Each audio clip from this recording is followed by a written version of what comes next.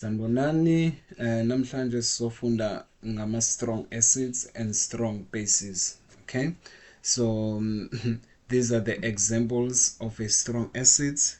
So the example of a strong acid, it's hydrochloric acid, sulfuric acid, nitric acid, and hydrogen bromide acid. Okay, so the example of a strong base, the common one, sodium hydroxide, potassium hydroxide, lithium hydroxide. Okay, so by definition, what is a strong acid? So we know what a strong acid is a substance that ionizes completely. Okay,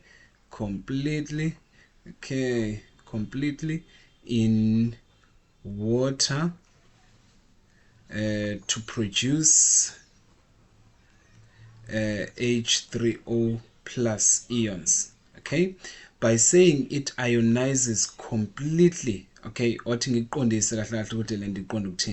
so let's take an acid.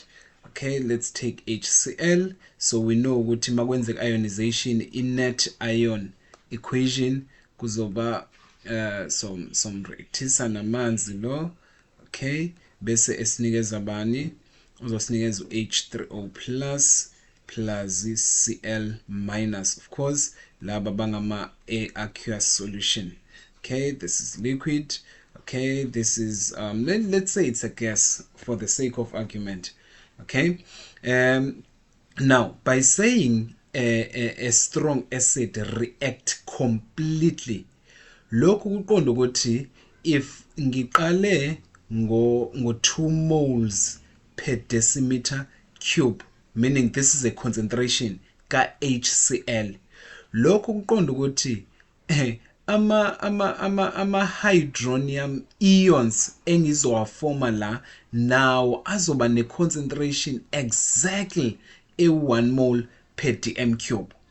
If kungayona le concentration kuzoba inumber ezoba less than le concentration le aba esiqale ngayo, kusho ukuthi kuzobe kungayona le strong acid, kuzobe kuyi weak acid. Okay, for a strong acid it reacts completely.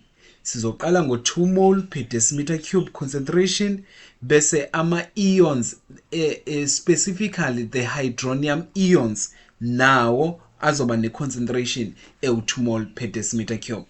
Okay, so even nala kuma strong base we know ukuthi a base dissociate, so a strong base nayo sizo dissociate completely. Okay, completely in water to produce OH minus ions. Okay, lokhu kuqonda ukuthi siyakhumbula thina ibase yethu it's sodium hydroxide, so it does not react with water. However, masithatha sodium hydroxide simfake emanzini uzobreakeka down into Na plus and OH minus.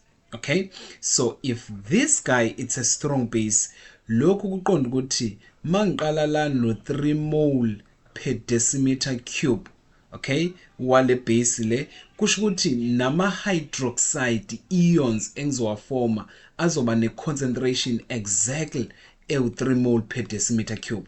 Okay, lokho kuqonda ukuthi it dissociates completely. So if kwenzeka i-concentration ingafani nalesiqale ngayo, especially kuma hydronium ions, lokho kuqonda ukuthi it's not a strong base. Okay, sharp.